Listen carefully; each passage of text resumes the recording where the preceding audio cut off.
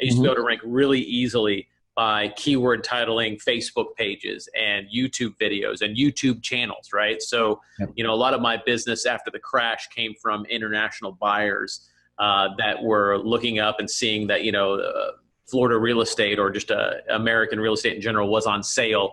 And then they would do things like search for, you know, Tampa real estate investing or Tampa investment properties. And I had all kinds of Facebook pages and YouTube videos. Every time I shot a video in a house, I'd upload it to YouTube and I would tag it or keyword title it that with all those long tail keywords.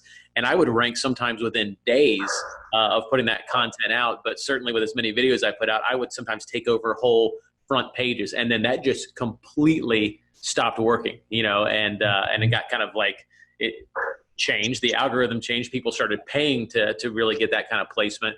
And so talk about, you know, why that doesn't work anymore, or is that just my perception? Your perception is correct.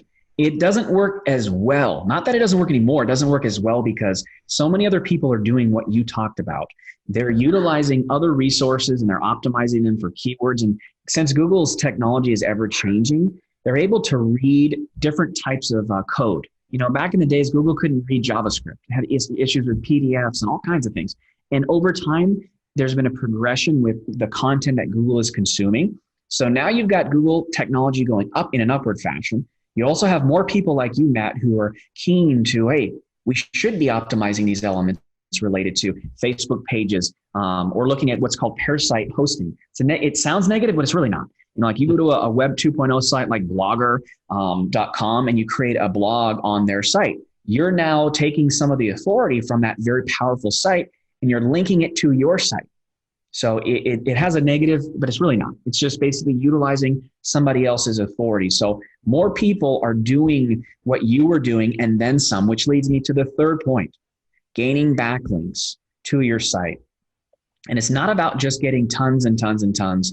What I tell people, you know, you can use tools like semrush.com or ahrefs.com.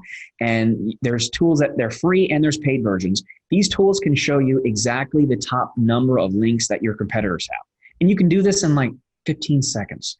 I will say it's very hard to try to emulate, if you will, your competitors' direct links. But the cool thing is they have scales on those sites that show you between 1 and 100. Each site has their own scale. The key thing here is to be able to find the types of links within that scale. So if your competitor has a whole bunch of links that are a domain authority of 30, it may not sound super high, but if everybody in your industry has links from sites that are domain of 10 to 20, and you come out and you get domain authorities of 30s, it doesn't sound that high, but it's going to beat your competitors because you're now at their level and then some. So these tools can really help you figure out, well, what is the benchmark?